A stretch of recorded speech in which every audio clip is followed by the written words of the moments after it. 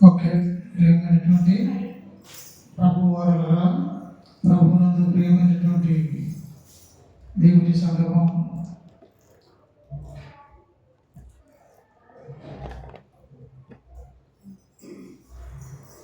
దేవుడు మన ఎడల తన ప్రేమను వెల్లడిపరిచి నాటి నుండి నీటి వరకు తన కృపావాసాల బాగుల చొప్పున సంరక్షించి ఆశీర్వదించి ఆదరించినాడు. అందుకే మనమందరం కూడా సజీవుల దేశం ఒకటి వాక్యాన్ని కలగజేసినందుకై జీవాధిపతి అయిన దేవునికి వేలకు వేలుగా కృతజ్ఞతాస్తుతులు చెల్లిస్తున్నాము.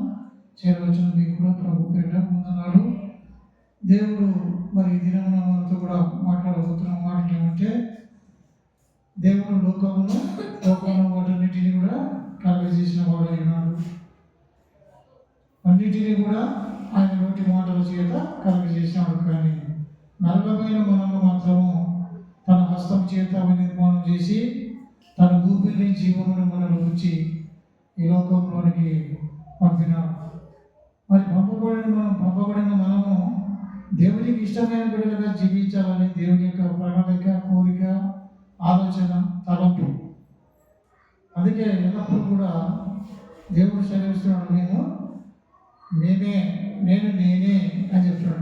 నేనే నా మీద మనసు కలిగి జీవించితే నేను మీ మీద నా మనసు ఉంచి మీ మీద నా దృష్టి ఉంచి నేను ఆశీర్వదిస్తాను చెప్తాను. కాబట్టి మనమందరం కూడా ఈ లోకంలో నలైన వారు మనం ఎవరు చూడకపోయినా దేవుడు చూస్తున్నాడు. దేవుడు ఉన్నవాడు అనువాడైంది అది ఉన్నమైనది యుగ యుగములు జగములు నిరంతరము స్తోత్రాలైన దేవుడుగా ఉన్నాడు. కాబట్టి మనమే కలుగజేసిన దేవుడు చూస్తున్నాడు. ఈరోజు మనం చదువుకున్నామంటే దేవుని దృష్టి లోకమంతటను సంచారం చేయును. దేవుని దృష్టి అంటే ఆయన కన్నులు, ఆయన చూపులు అంతటా కూడా సంచారం చేయును. ఎక్కడెక్కడ చేస్తుంది అంటే 2వ దినవృత్తాంతం 16వ అధ్యాయము 9వ వచనంలో, ఎందుకు దేవుడు భూమి మీద నల్లమైన మనందరినీ కూడా దృష్టించినాడు, చూస్తున్నాడు తన కన్నులతో అని చెప్పి చూస్తే తన యందు భయభక్తులు కలిగి జీవించేవారుగా ఉండి ఆయన ఆరాధించే వారి మీద ప్రత్యేకంగా దృష్టి ఉంచుతాడు. ఆయన ఎవరి మీద అయితే దృష్టి ఉంచుతాడో వారు బలహీనమైన కూడా బలవంతుడైన దేవుడు బలవంతులు అవుతారు. వారు శరీర రుగ్మతలకు లోనైన వారన్న ఆ రోగములు ఆయన నుండి తీసివేయబడి చక్కటి ఆరోగ్యంతో జీవితాన్ని కలిగి జీవించాలని దేవుడు సాగిస్తాడు. అందుకొరకే ఈ 2వ దినవృత్తాంతం 16వ అధ్యాయం 9వ వచనంలో లోకంలో నరులందరినీ కూడా దృష్టి ఉంచుతున్నాడు. ప్రత్యేకంగా ఎవరు చూస్తున్నాడ? తన ఎడల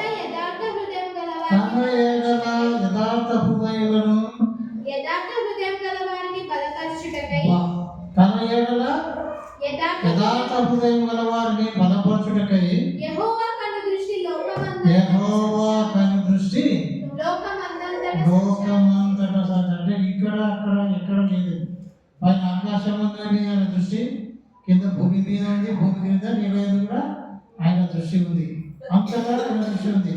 కానీ ప్రత్యేకంగా నరులమైన మన మీద ఎవరైతే ఆయన భయభక్తులు కలిగి యథార్థతతో నడుస్తారో వారి మీద ఆయన దృష్టి పెట్టి వారిని బలపరుస్తున్నాడు. మరొకసారి చదవమని, తన ఎడల యథార్థ హృదయం గల వారిని బలపరచుటకై యెహోవా కను దృష్టి లోకమంతటను సంచారం చేస్తుంది. అంటే తిరుగుతూనే ఉంది. ఆయన ఇక్కడ ఉన్నాడు, అక్కడ లేడు, అక్కడ చూస్తున్నాడు, ఇక్కడ చూడలేదు. మనం ఏం చేస్తామంటే నలుగురుగా మనం ఆలోచన అంటే మనం చేసే పనులు ఎవరు చూడకుండా ఉండాలంటే రహస్య స్థలాలకు వెళ్తాం, రహస్య స్థలాల్లో దాక్కుంటాం. కానీ ఈ నలుగురైన పడిన వారందరూ మన మీద దృష్టి పెట్టకపోయినా చూడలేకపోయినా మనమును కలగజేసిన దేవుని దృష్టి, ఆయన కన్నులు, ఆయన చూపులు మనం ఎక్కడ ఉన్నా ఏ స్థలం మీద ఉంటాయి. మనం ఆయన భయభక్తులు కలిగి యథార్థ హృదయముగా ఉంటే వారి మీద దేవుడు దృష్టి ఉంచుతాడు. వారు యథార్థపరులుగా ఉండి ప్రార్థన చేస్తే వారి ప్రార్థనను దేవుడు ఆనందంగా స్వీకరిస్తాడని మరి సామెతల గ్రంథం 15వ అధ్యాయం వచ్చిన మాట చెప్తాడు చూడండి. భక్తిహీనులు అర్పించు బలులు యెహోవాకు హేయములు, యథార్థవంతుల ప్రార్థన ఆయనకు ఆనందకరము. ఇది యథార్థవంతులను ఎందుకు బలపరుస్తున్నాడు దేవుడు అంటే, ఎందుకు చూస్తున్నాడు అంటే, వాళ్ళు చేసే ప్రార్థనలు దేవునికి ఆనందంగా కలిగిస్తాయి. బాగా మంచి దేవుని మాట, దేవుని యొక్క శక్తి, దేవుని ప్రభావము తన ఎడల భయభక్తులు గలవారిన, తన యొక్క యథార్థత గలవారిలో దేవుని కృప ఉంటుంది. అందుకే దేవునిలో బలపరచబడిన ప్రతి వ్యక్తి కూడా ఏం చేస్తున్నాడంట, కీర్తన గ్రంథంలో చూడండి ఒక మాట, దేవునికి భయభక్తులు కలిగి జీవించే వారందరూ కూడా ఏం చేస్తున్నారు, యథార్థత హృదయం గల వారు ఏం చేస్తున్నారు అని చూద్దాం. 32వ కీర్తన 15వ వచనంలో ఇక్కడ మాట్లాడుతున్నారు చూడండి. 10వ వచనంలో భక్తిహీనులకు అనేక వేదనలు కలుగుతున్నవి. మొదటిది యథార్థ హృదయము, రెండవది దేవునికి ఇష్టమైన ప్రార్థన, మూడవది యెహోవా యందు నమ్మిక ఉంచు వానిని. అంటే ఆయన దృష్టి ఎక్కడైతే ఉంటుందో, ఆయన దృష్టి ఎవరి మీద అయితే ఉంటుందో, ఆయన చూపులు ఎవరి మీద ఉంటుందో, ఆయన మనసు ఎవరి మీద ఉంటుందో వారికి ఏం చేస్తారంటే కృప ఆవరించేదిగా ఉంది. అపోస్తలుడైన పౌలు శరీరంలో బలహీనత ఉన్నాడో లేదు తెలియదు, నా శరీరంలో ఒక ముళ్ళుంది, ఆ ముళ్ళును తీసేమని ముమ్మారు ప్రార్థన చేస్తూ దేవునికి పని కలిగించడం వలన తను ఏం చెప్పినాడు, నా కృప నీకు చాలు. ఆయన భక్తి, భయము, యథార్థత కలిగి జీవించడం వలన ఆయన ప్రార్థన దేవునికి ఆనందాన్ని కలగజేసింది. యథార్థ హృదయ ప్రార్థన ఆనందకరము అని చెప్తాడు కదా. అందుకే యథార్థవంతులుగా నమ్మకం ఉంచిన వాడుగా బ్రతికితే కృప ఆవరిస్తుంది. ఈ యథార్థ పరులు ఏమైనా అని చెప్పి చూస్తే, బ్రతికిన కాలంలో నీతిని అనుసరించి నడుచులో ప్రయాసపడతారు. మనం అంతరంలో నీతి తప్పిపోకుండా, నీతి తప్పి తిరగకుండా నీతిని అనుసరించి నడిచేవారుగా ఉండాలని దేవుని యొక్క చిత్తము, దేవుని యొక్క ప్రణాళిక, దేవుని యొక్క కోరిక, దేవుని యొక్క ఆలోచన. అందుకే నీతిమంతులారా యెహోవాను బట్టి సంతోషించండి, ఉల్లసించండి. ఎందుకంటే మన యథార్థతను బట్టి ఆయన బలపరుస్తున్నాడు, మన యథార్థతను బట్టి మన ప్రార్థనను ఆయన అంగీకరించి ఆనందపడుతున్నాడు, మన నమ్మకమును బట్టి తన కృపను మన మీద ఆవరింపజేస్తున్నాడు, మన నీతిని బట్టి మన గురించి సంతోషిస్తూ ఆనందిస్తున్నాడు. మనం కూడా ఏం చేయాలంటే, దేవుని ద్వారా వచ్చే ఆశీర్వాదాలు పొందిన మనము దేవుని ద్వారా పొందవలసిన ఏమైతే వాటిని పొందడం కొరకు మనకి వచ్చిన తర్వాత ఏం చేయాలంటే, నీతిమంతులారా యెహోవాను బట్టి సంతోషపడి ఉల్లసించండి. ఇది వచ్చిన చూడండి, ఇప్పుడు 11వ వచనంలో ఇది యథార్థ హృదయులారా ఏ హృదయము, మరి మనం యథార్థ హృదయంతో ప్రార్థన చేస్తే, నమ్మకముగా ప్రార్థన చేస్తే, భక్తితో ప్రార్థన చేస్తే ఆయన చూపులు మన మీద ఉంటాయి, ఆయన దృష్టి మన మీద ఉంటుంది. దృష్టి పెట్టినాడు ఆయన మీద వారు ఏంటంటే ఏక మనసు. అందరిని చూస్తున్నాడు కానీ ప్రత్యేకంగా తన పిల్లల దృష్టి, అందరిని చూస్తున్నాడు కానీ ప్రత్యేకంగా తన వైపు ప్రార్థన చేసే వాళ్ళందరినీ చూస్తున్నాడు. అందుకొరకే యథార్థ హృదయం ద్వారా మీరందరూ కూడా ఆనందగానం చేయండి. ఈ యథార్థత మనుషులను ఏం చేస్తుంది, దీవింపజేసేదిగా ఉంది. యథార్థవంతుల వంశము ఎప్పుడు కూడా దీవించబడుతుంది. యథార్థవంతులకు చీకటిలో వెలుగు కలుగుతుంది. ఆ వెలుగు, ఆ యథార్థత దేవుని ద్వారా బలపరచబడిన వారికి ఉంటుంది, అందరికీ కాదు. అందుకే అపోస్తలుడు పౌలు నన్ను బలపరచమని అంటే సమస్యలు చేయగలను. నేను ఏం చేస్తున్నానో అది ఆయన అన్నాడు, నేను చేయబోతున్నదేమో అన్నది, నేను చేస్తున్నదేమో ఆయన తెలుసు. ఆయనకు మర్మమైనది ఏది కూడా లేదు. అందుకొరకే దేవుని చూపులు లోకమందంతటా సంచారం చేస్తున్నాయి. ఎవరు ఎందుకు చూస్తున్నాయి సంచారం అంటే, యథార్థవంతులు ఉండేవారిని, నమ్మకంగా ఉండేవారిని, భక్తిగా జీవించేవారిని దేవుడు చూస్తున్నాడు. వారికి వచ్చిన విపత్తు నుండి దేవుడు వారిని కాపాడేవాడు ఉన్నాడు. సామెతలు 22వ అధ్యాయము 12వ వచనంలో దేవుని మాట ఈ విధంగా సెలవిస్తున్నామా? దేవుని మాట ఈ విధంగా సెలవిస్తుంది. 22వ అధ్యాయము 12వ వచనం. యెహోవా చూపులు జ్ఞానము గల వానిని కాపాడు. ఆయన దృష్టి యథార్థపరులను బలపరుస్తుంది. యెహోవా చూపులు జ్ఞానము గల వానిని కాపాడును. విశ్వాసఘాతకుల మాటలు యెహోవా చూపులు ఎవరి కాపాడుతున్నాయి? జ్ఞానం గల వారిని. అందరిని కాదు, అందరినీ కాపాడే దేవుడు దేవుడే, కానీ ప్రత్యేకంగా యథార్థత యెహోవా దృష్టి జ్ఞానము గల వారిని కాపాడుతుంది. ఏమిటండి? ఆపదల నుండి కాపాడుతుంది, విపత్తుల నుండి కాపాడుతుంది, మరణకరమైన రోగముల నుండి కాపాడుతుంది. పాతాళలోకానికి దిగిపోయే వారు మన మీద దృష్టి ఉంచి మనను మరణం నుండి లేపి మన మీద దృష్టి ఉంచి మనం బలపరిచే దేవుడు అయినాడు. ఆ దేవుడే మరణం వరకు మనను నడిపించేవాడుగా ఉన్నాడు. కీర్తన 45వ అధ్యాయంలో ఈ దేవుడు సదాకాలము మనకు దేవుడు అయినాడు, మరణం వరకు ఆయన మనను నడిపిస్తున్నాడు. దేవుడు దాసులారా సంగమ దేవుడు సెలవిస్తున్నాడు. ఏమంటుంటే యథార్థవంతులైన వారి కొరకే దేవుడు లోకమంతట్లో సంచారం చేస్తున్నాడు. ఎవరు యథార్థవంతులు ఉన్నారు? ఎందుకు ఆయన యథార్థవంతుల మీద దృష్టి ఉంచాడంటే ప్రసంగ గ్రంథం 7వ అధ్యాయం వస్తే చివరి వచనంలో దేవుడు నరులైన వారందరినీ యథార్థవంతులుగా పుట్టించారు, కానీ వారు వివిధమైన తంత్రములు కల్పించుకొని ఉన్నారు. అందుకే దేవుని విడిచిపెట్టినారు. వివిధమైన తంత్రములు కల్పించుకొని వివిధమైన బోధలతో నింపబడి వారు ఉన్నారు. అందుకే నానా విధములుగా నానా రకాలైన బోధలతో నింపబడిన వారు దేవుడు వారు ఎంత గొప్పవారైనా కూడా వారి స్థితి తక్కువనే. యథార్థత, భక్తిని, భయం కలిగి జీవిస్తూ నమ్మకంతో కలిగి జీవిస్తే అది కొంచెమైనా సరే నీతితో కూడింది ఆశీర్వాదకరం. ఆ నీతితో కూడింది కొంచెమైనా సరే మనం దేవుని కలిగిస్తే అది వర్ధిల్లుతుంది. అందుకే నీతిమంతులు ఇచ్చే ఫలము జీవవృక్ష ఫలము.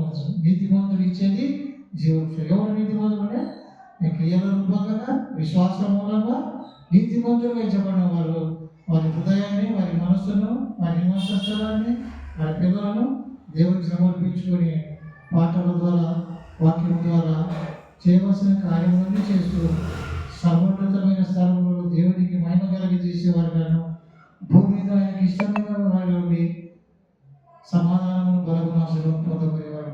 అందుకొరకే అందరినీ కూడా రక్షించేవాడు. ఎవరిని రక్షిస్తాడు? ముఖ్యంగా కాపాడుతాడు.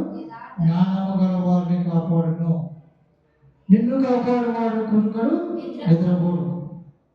మరి నిన్ను నన్ను మనందరూ ఈ రోజులో కూడా కాపాడినంటే ఎవరి దయ? అది ఎవరి దయ.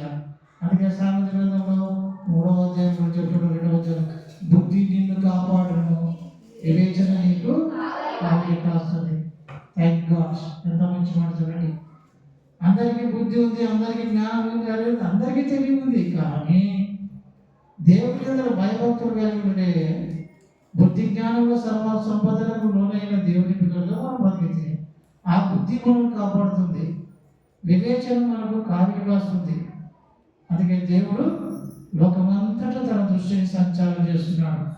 మరి ప్రత్యేకంగా ఇంకా ఎవరి మీద సంచారం చేస్తున్నాడంటే 1 పేతురు 2వ అధ్యాయంలో 3వ అధ్యాయం 8వ వచనంలో ప్రభువు కన్నులు నీతిమంతుల మీదను ఆయన చెవులు ఆయన ప్రార్థన మీద ఉంటాడు. ప్రభు దృష్టికి కీడు చేసేవారు ఎట్లా ఉంటారంట? విరోధంగా ఉంటారు.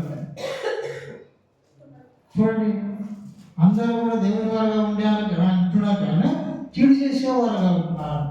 మనమైతే కీడు చేయటం అని మేలు చేసేవారుగా ఉంటే కీడు చేత కాకుండా మేలు చేత కీడును మనం జయించగలుగుతాం. అందుకే ప్రభువు చూస్తున్నాడు, దేవుడు చూస్తున్నాడు.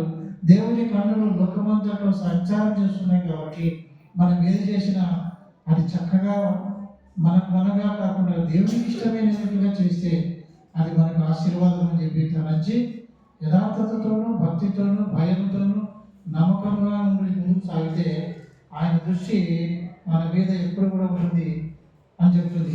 కీర్తన గ్రంథంలో 33వ అధ్యాయం 19వ వచనంలో యెహోవా దృష్టి ఆయన భయభక్తులు గల వారి మీదను ఆయన కృప కొరకు కనిపెట్టుకుని వారి మీదను నిలుచుచున్నది.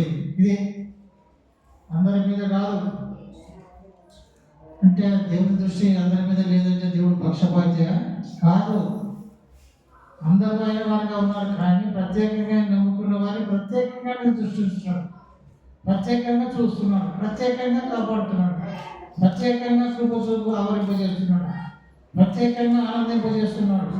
అందుకే ఆయన యెహోవా దృష్టి ఆయన భయభక్తులు గల వారి మీదను ఆయన కృప కొరకు కనిపెట్టుకొని వారి మీదను నిలుచుచున్నది. ఎందుకు నిలుస్తుందంటే ఈ భయభక్తులు కలిగి ఆయన కృప కొరకు కనిపెట్టుకొని నమ్మకంగా బ్రతికి వారి ప్రాణము దేవునికి ఇష్టమైంది అంటున్నట.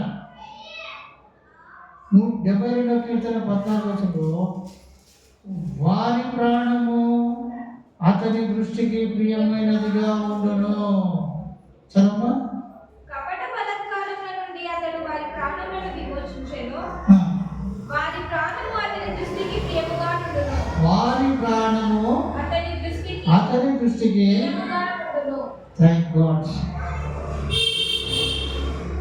దేవుని దృష్టికి ఎవరైతే ప్రియమైన వారుగా ఉంటారో వారు చనిపోయినా బ్రతుకుతారు, బ్రతికే విశ్వాసం ఉంచిన ఇక్కడికి చనిపోరు.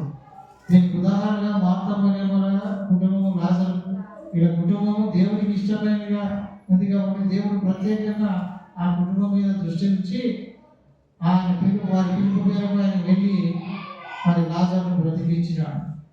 మరి మనల్ని కూడా బ్రతికించి ఈరోజుకి ఈ దినాన్ని చూసే భాగ్యం ఇచ్చినాడు. కాబట్టి బలహీనమైన మనం బలపరచబడకై ప్రార్థన ద్వారా ఆయన పని కలిగిస్తే తన దృష్టి మన మీద ఉంచుతాడు. అందుకే దేవుడి మాట చదువుతాడు 33వ కీర్తన. ఆయన ఎక్కడి నుండి చూస్తున్నాడు మనల్ని? 13-14 చదవండి. యెహోవా ఆకాశముల నుండి కనిపెట్టి ఉన్నాడు. ఆయన నరులందరినీ దృష్టించుచున్నాడు. ఆయన తన నివాస స్థలముల నుండి భూలోక నివాసులందరినీ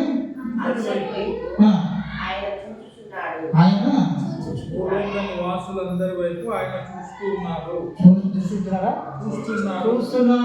భూలోక నివాసులందరి మీద ఆయన అందరినీ చూస్తున్నాడు. ఎవరెవరు ఎక్కడ నా పిల్లలు చూస్తున్నాను.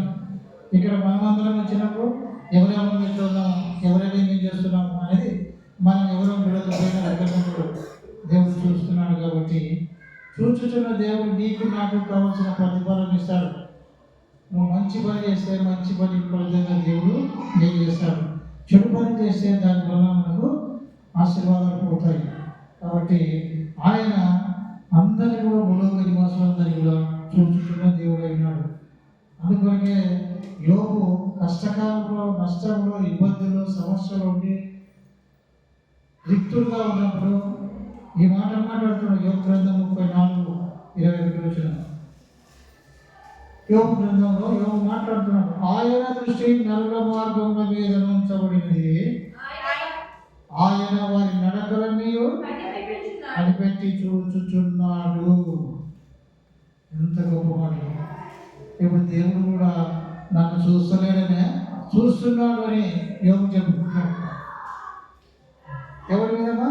ఆయన దృష్టి నరుల మార్గముల మీద ఉంచబడినది, ఆయన వారి నడకలన్నీ కనిపెట్టి చూచుచున్నాడు. ఎంతవరకు కనిపెట్టి చూస్తున్నాడంట?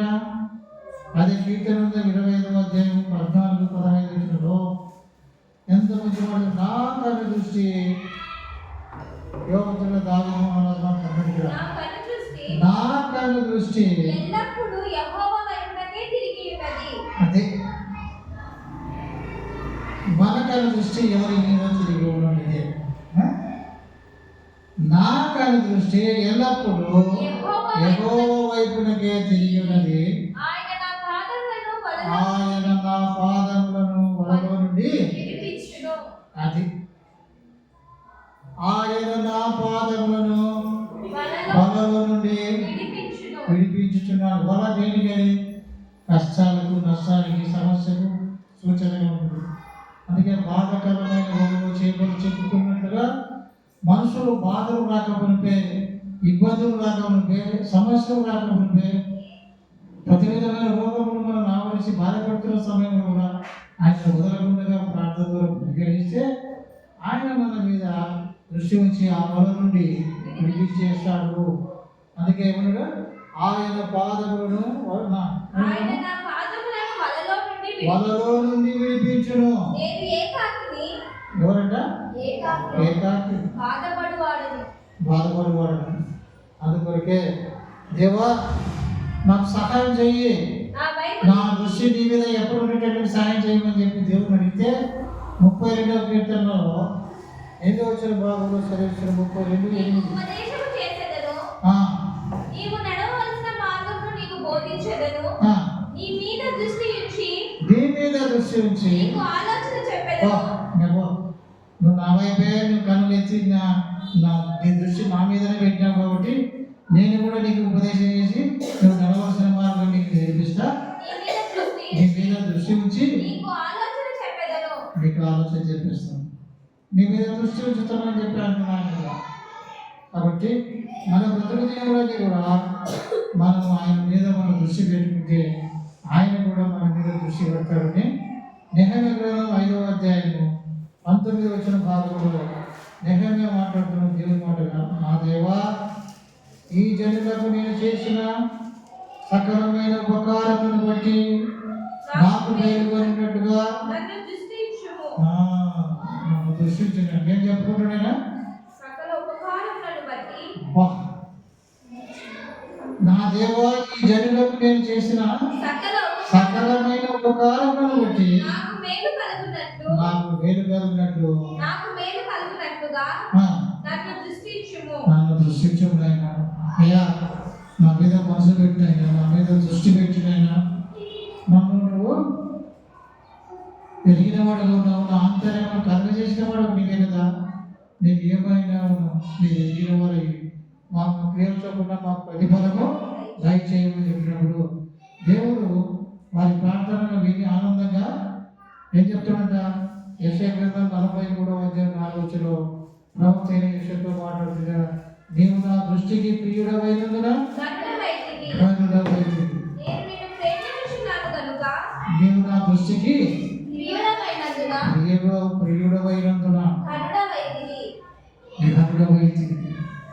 దేవుని దృష్టికి మనం ప్రియమైన వారుగా, నమ్మకమైన వారుగా, యథార్థవంతులుగా, భక్తి గల వారుగా, నీతిమంతులుగా మనగా తగ్గించుకొని ఆయన వైపు తిరిగి ప్రార్థన చేస్తే దేవునికి మనము దేవుని దృష్టికి మనం ఏమవుతాం?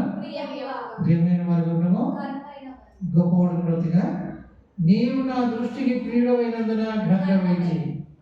అందుకే దేవుని దృష్టికి గొప్పవాడైన వాడుగా ఉండి కొంతకాలాన్ని జీవించి ఆయన రాజస్వార్థ ప్రకటన కొరకు ప్రయాసపడినటువంటి ప్రవక్తలు ఒక ప్రవక్త ఎవరు?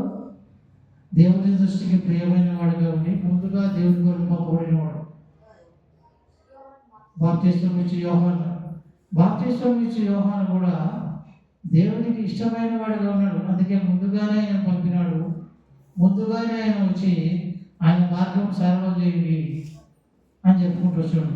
నా వెనుక వచ్చుచున్నవాడు నాకంటే ప్రముఖుడు కనుక ఆయన చెప్పుల వారు ఇప్పుడు కాను అని చెప్పుకుంటూ దేవుడికి ఇచ్చిన మానవాంశ విషయమైనటువంటి మరి స్వార్థను ప్రకటిస్తూ దేవుడి గురించి ముందుకు సాగలిగిన లూకా సువార్త 1వ అధ్యాయం 14వ వచనంలో ఆయన జన్మ ఏమైందంటే అతడు ప్రభువు దృష్టికి గొప్పవాడై.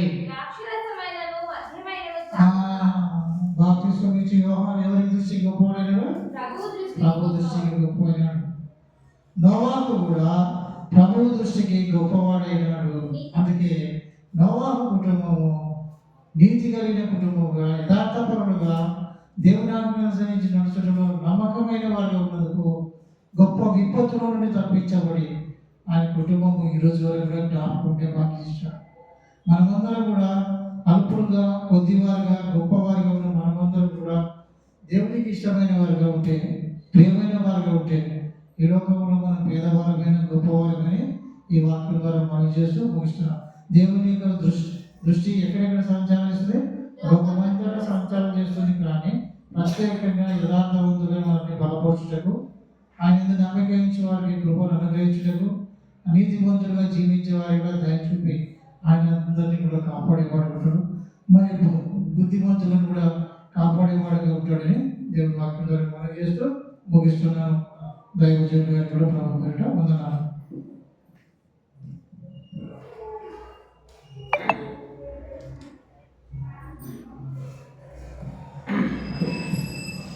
చక్కని వాక్యం వినిపించిన దైవజనులకు వందనాలు.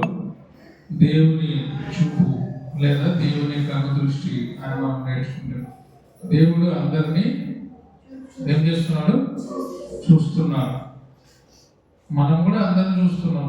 మన దగ్గర మన సర్కిల్లో ఉన్న వాళ్ళని చూస్తాం, మన కళ్ళ ముందర ఉన్న వాళ్ళని చూస్తాం. అందరిని మనం చూడలేము. అందరిని చూస్తామా? అందరిని చూడలేము. మా కళ్ళ ముందర ఉన్న వాళ్ళని మాత్రమే చూస్తాం. కానీ ఆయన ప్రపంచాన్ని అంతటిని కూడా చూస్తున్నాడు. ఆయన చూపులో చాలా ప్రేమ, అనురాగము, ఆప్యాయత అన్నీ ఉంటాయి. మన చూపుల్లో ఏముంటుంది? ప్రేమ ఉండదు. రకరకాల చూపులు చూస్తున్నాం. కానీ ఆయన చూపు చాలా గొప్పది. ఒక మాట చూస్తే లూకా సువార్త 13వ అధ్యాయము 10వ వచనం చూస్తాం.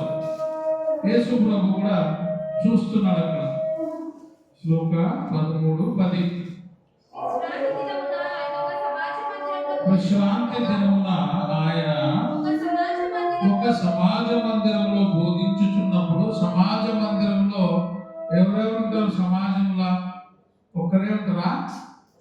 చాలా మంది ఉంటారు, గుంపులు ఉంటారు. సమాజ మందిరంలో బోధించుచున్నప్పుడు 18 ఏళ్ల నుండి బలహీనపరచు దెయ్యము పట్టిన ఒక్క స్త్రీ అక్కడ ఉండెను. ఎన్ని సంవత్సరాల నుంచి? 18 సంవత్సరాల నుంచి దెయ్యము పట్టిన ఒక స్త్రీ అక్కడ ఉంది. ఒక రోజు కాదు, 2 రోజులు కాదు. ఎన్ని సంవత్సరాల నుంచి పీడిస్తుంది? 18 ఏళ్ళు. వాటిపై ఎంత నరకయాతన పడిందో అన్నాడు. ఆమెను కూడా అందరూ చూస్తున్నారు.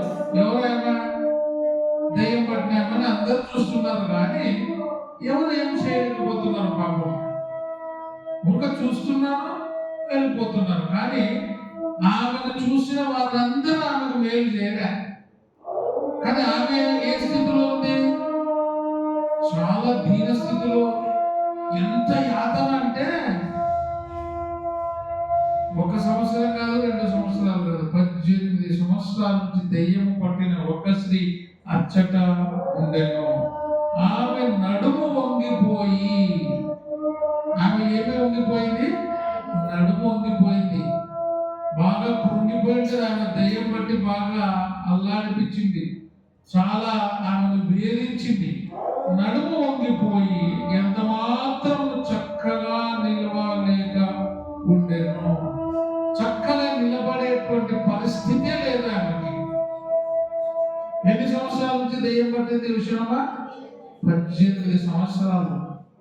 18 సంవత్సరాలు ఒక ఆమెలో దెయ్యం ఉండి ఎంత యాతన పెట్టి, ఎంత వేధిస్తున్నా, అందరూ చూస్తున్నా ఆమె ఏమి చేయలేకపోయినారు. కానీ యేసు ఆమెను చూచి, ఎవరు చూసినారు ఇప్పుడు? దేవుడు. ఆయన చూసి, ఎంత చక్కని మాట, ఆయన చూసి. అందరూ చూస్తున్నారు కానీ ప్రత్యేకంగా ఎవరు చూస్తున్నారు ఇప్పుడు? యేసు చూచి. ఎవరు చూస్తున్నారు? వంగిపోయిన స్త్రీ, దెయ్యము పట్టి వేధిస్తున్న స్త్రీని ఆయన చూచి రమ్మని పిలిచి, ఎవరు చూసి రమ్మంటున్నాడు? దెయ్యం పట్టి నడుము వంగిపోయిన ఆమెను చూచి ఏమంటాడు? అమ్మా.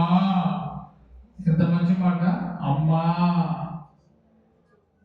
అందరు చూస్తున్నారు, వెళ్ళిపోతున్నారు. అందరి చూపు ఆదుకోదు, అందరి చూపు మేలు చేయదు. కానీ యేసయ్య చూపు ఎంతో మేలు చేసేది. కాబట్టి ఆమెను చూచి ఎవరైనా నడుము వంగిపోయిన స్త్రీ, దెయ్యము పట్టిన స్త్రీ, 18 సంవత్సరాల నుంచి నరక యాతన పడుతున్న ఆమెను చూచి, అమ్మా నీ బలహీనత నుండి విడుదల పొంది ఉన్నావు అని ఆమెతో చెప్పి ఆమె మీద చేతులుంచగానే ఆమె చక్కగా నిలబడి దేవుని మహిమపరచెను. చక్కగా నిలబడి దేవుని మహిమపరచెను. ఎప్పుడు చక్కగా నిలబడింది?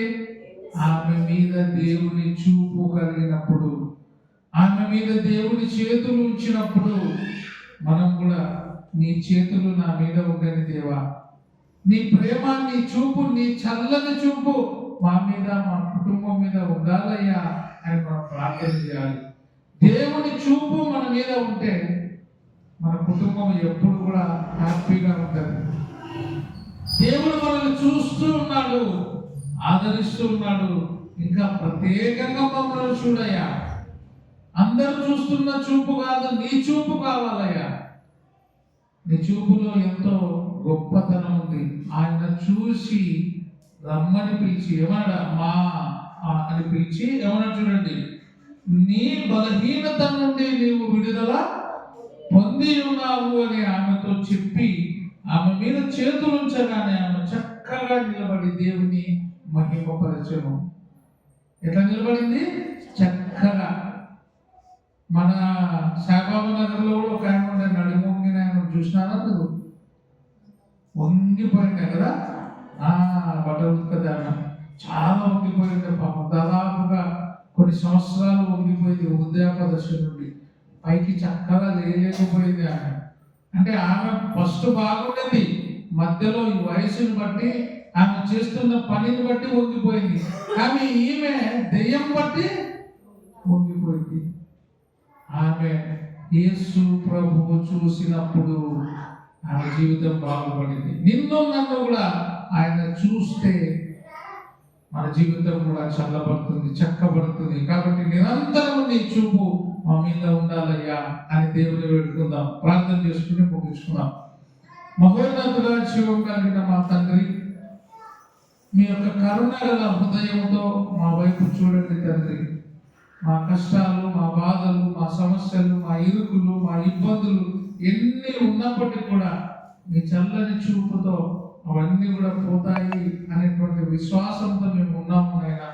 ఇంకా మీరు మమ్మల్ని ప్రతిరోజు చూస్తూ, ప్రతిరోజు నీ బలిష్టమైన రెక్కల కింద మమ్మల్ని దాచుతూ ఉంచి ఆరోగ్యమును మా అందరికీ అనుగ్రహించమని మా రక్షకుడును మీ ప్రియ కుమారుడైన యేసుక్రీస్తు నామమున అడిగి ప్రార్థించి వేడుకొనుచున్నాము తండ్రి.